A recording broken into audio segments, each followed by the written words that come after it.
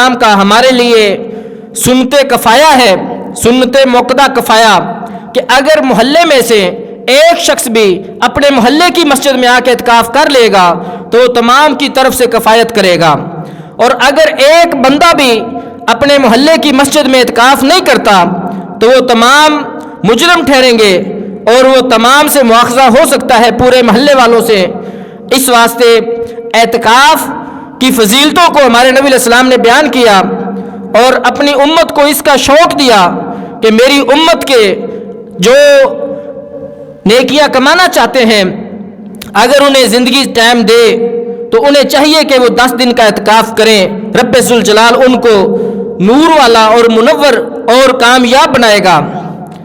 अब हमारे नबी अलैहिस्सलातु वस्सलाम ने 10 दिन का एतकाफ़ हर साल किया, लेकिन जब मेरे नबी अलैहिस्सलाम का विसाल मुबारक होना था, हज़रत अम्मी आयशा सिद्दीक़ा रज़ी अल्लाह तआला अन्हा बयान फरमाती हैं कि जिस साल नबी अलैहिस्सलाम का विसाल हुआ, हमारे महबूब आका अलैहिस्सलाम ने उस साल 20 दिन का एतकाफ़ किया। अब हमारे नबी अलैहिस्सलाम को पता था कि मेरा विसाल हो जाएगा, इस वास्ते हमारे नबी अलैहिस्सलातु वस्सलाम ने उस साल 20 दिन का एतकाफ़ किया, यहाँ तक कि रब्बे ज़ुल जलाल ने हमारे महबूब आका को अपने यहाँ बुला लिया। हमारे प्यारे नबी अकरम नूर मुजस्सम शफ़ी मुअज़्ज़म सल्लल्लाहु अलैहि वसल्लम ने इरशाद फरमाया कि जिस वक्त बंदा मोमिन सवाब की नीयत पे 10 दिन का सुन्नत एतकाफ़ करता है तो रब्बे ज़ुल जलाल जल्ला जलालुहु उसको 2 हज और 2 उम्रे का सवाब अता फरमाता है।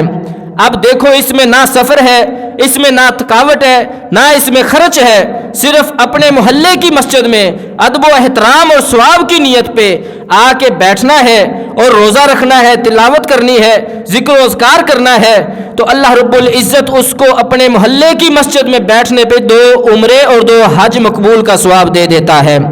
अब देखो, इसमें थोड़ा सा वक्त है, सिर्फ 10 दिन है, लेकिन रब्बे ज़ुल जलाल अजर बहुत ज़्यादा देता है। ये इस्लाम की शान है कि जब बंदा मोमिन इस्लाम के ऐन मुताबिक ज़िंदगी गुजारता है तो रब्बे ज़ुल जलाल उसको अजर व सवाब अता फरमाता है। अब इसके तकाज़े हैं कि बंदा मोमिन मस्जिद में 10 दिन का एतकाफ़ करे, 2 हज और 2 उम्रे का सवाब पाए, लेकिन वो वाशरूम पे वक्त गुजारता रहे, गुस्ल खाने में बैठा रहे, वज़ू खाने पे वज़ू होने के बावजूद बैठा रहे, वज़ू करता रहे। अब हमारे नबी अलैहिस्सलातु वस्सलाम हर साल माह रमज़ान शरीफ के 10 दिन का एतकाफ़ फरमाते थे, तो मेरे नबी अलैहिस्सलाम के दौर में सर्दी भी आई, गर्मी भी आई, हर तरह का मौसम था। मेरे नबी अलैहिस्सलातु वस्सलाम के हर सांस से शरीयत बनती है।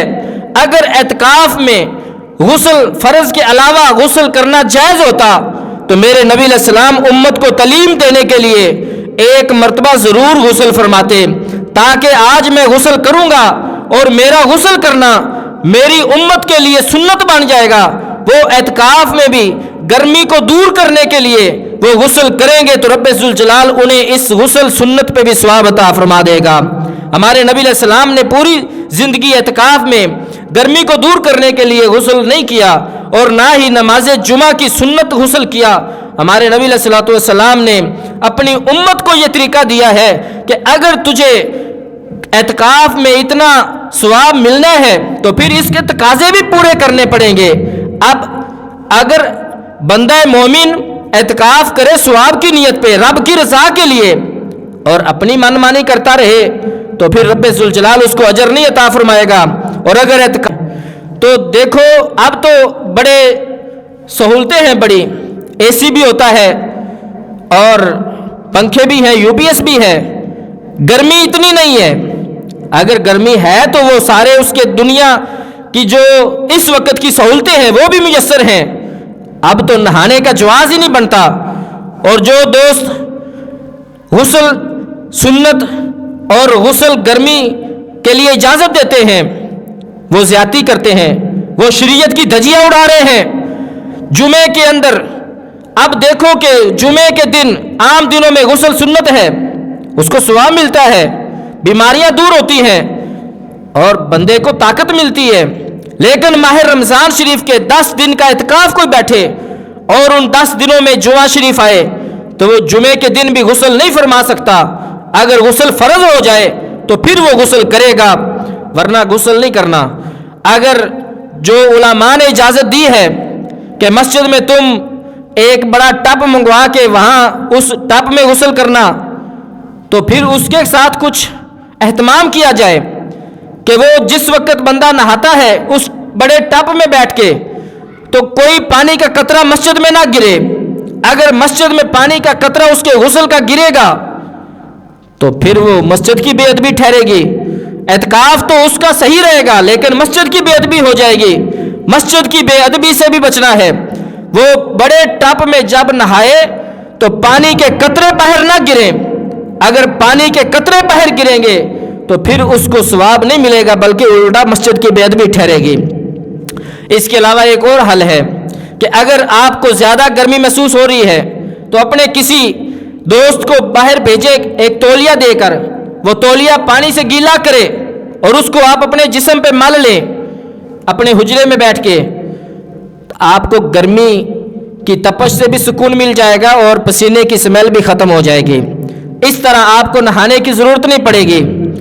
اگر نہائیں گے تو اعتکاف فاسد ہو جائے گا، یہ آپ نے ذہن میں رکھنا ہے۔ اس کے ساتھ ساتھ اب دیکھو کہ بندہ عام دنوں میں وضو کرتا ہے نماز کے لیے، تلاوت کے لیے اور ذکر و اذکار کے لیے، سونے کے لیے، لیکن وضو ہونے کے باوجود دوبارہ وضو کرتا ہے تو رب ذوالجلال اس کو ڈبل اجر دیتا ہے، وضو پہ وضو ثواب ملتا ہے۔ مگر اعتکاف کی حالت میں ایک مرتبہ وضو کر لیا تو جب تک وہ وضو ٹوٹتا نہیں ہے بندہ مومن دوبارہ وضو نہیں کر سکتا۔ اگر وہ وضو پہ وضو کرے گا اعتکاف کی حالت میں تو اس کا پھر اعتکاف فاسد ہو جائے گا، اعتکاف ٹوٹ جائے گا۔ اب دیکھو کہ یہ وضو کرنا ہے، وضو کے علاوہ کوئی باتیں نہیں کر رہا، وضو خانے پہ جا کے کسی سے کوئی حال چال نہیں پوچھ رہا، کسی سے کوئی لین دین نہیں کر رہا، صرف وضو کر رہا ہے، وضو پہ وضو کر رہا ہے تو اس کا اعتکاف ٹوٹ جائے گا۔ اگر وضو کیا ہے جب تک وضو ٹوٹتا نہیں وہ دوبارہ وضو نہیں کرے گا، اگر وضو کرے گا تو وہ اعتکاف ٹوٹ جائے گا۔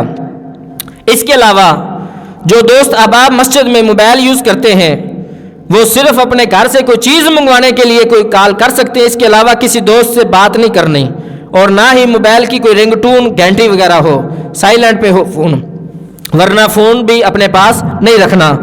اب ایک نیا ٹرینڈ چل پڑا ہے کہ عورتوں کو بھی مسجد میں آنے کی اجازت دے دی، عورتوں کو بھی مسجد میں 10 دن کا اعتکاف کر لیا۔ اب یہ کس کی دین، کس شریعت کی بات کرتے ہیں؟ یہ کس جگہ پہ لکھا ہے؟ نہ تو قرآن کی کوئی آیت دکھا سکتے ہیں، نہ میرے نبی علیہ الصلوۃ والسلام کی کوئی حدیث دکھا سکتے ہیں، نہ کسی امام کا کوئی قول دکھا سکتے ہیں۔ میرے نبی علیہ الصلوۃ والسلام، اب ہمارے نبی علیہ السلام نے اعتکاف کی نیت کی ماہ رمضان شریف کے 10 دن کا سنت اعتکاف کی، لیکن جس وقت ہمارے محبوب آقا علیہ السلام اپنے اعتکاف والی جگہ پہ تشریف لائے خیمے میں، تو دیکھتے ہیں کہ خیمے کے ساتھ بھی خیمے تھے۔ اب وہ خیمے کن کے تھے؟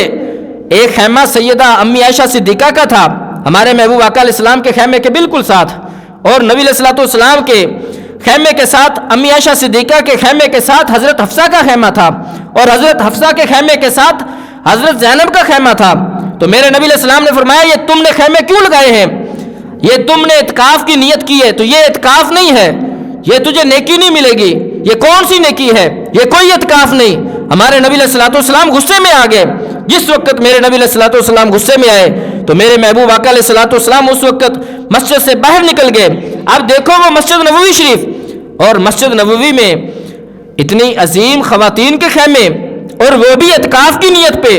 یہ بخاری شریف کی حدیث ہے، اگر خیمہ مسجد میں لگا کر عورت کو اعتکاف بٹھانا جائز ہوتا تو میرے نبی علیہ الصلوۃ والسلام اس وقت غصہ نہ فرماتے بلکہ فرماتے کہ ٹھیک ہے تم نے لگا لیے تو اللہ تجھے اجر دے گا۔ میرے نبی علیہ السلام نے ہرگز نہیں اجازت دی۔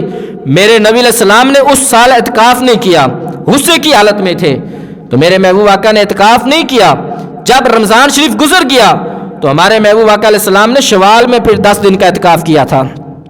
اب امام بخاری رحمۃ اللہ علیہ نے اس واسطے بخاری شریف میں یہ ذکر کیا تاکہ اس سے پتہ چل سکے کہ جو عورتیں مسجد میں آ کے اعتکاف بیٹھتی ہیں یا جو بٹھاتے ہیں وہ اعتکاف نہیں کر رہے بلکہ وہ شریعت کی دھجیاں اڑا رہے ہیں۔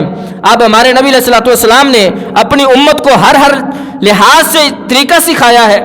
اب دیکھو کہ اعتکاف ثواب کی نیت پہ کیا جاتا ہے، اتنا بڑا اجر ملتا ہے، لیکن بندہ اپنی منمانی کرے تو پھر وہ اجر کی بجائے الٹا وبال بن جاتا ہے۔ اب ہمارے نبی علیہ الصلوۃ والسلام نے ہر جہد کے لحاظ سے اپنی امت کو سکھایا ہے، اور ہر مسئلے میں ہمارے نبی علیہ الصلوۃ والسلام نے امت کو تعلیم دی ہے۔ اور غسل اعتکاف میں جائز ہوتا تو میرے نبی علیہ السلام ایک مرتبہ ضرور غسل فرماتے۔ ایک حدیث پاک جو ہر بندہ آپ کو سناتا ہے کہ نبی علیہ الصلوۃ والسلام نے مسجد نبوی شریف جہاں اپنا خیمہ لگایا تھا تو کھڑکی سے اپنا سر مبارک باہر کیا اپنے حجرے کی طرف، تو میرے نبی علیہ الصلوۃ والسلام کے سر مبارک کو ہماری اماں جان حضرت سیدہ امی عائشہ صدیقہ رضی اللہ عنہ نے ہمارے محبوب آقا کے سر کو دھویا اور کنگھی کی۔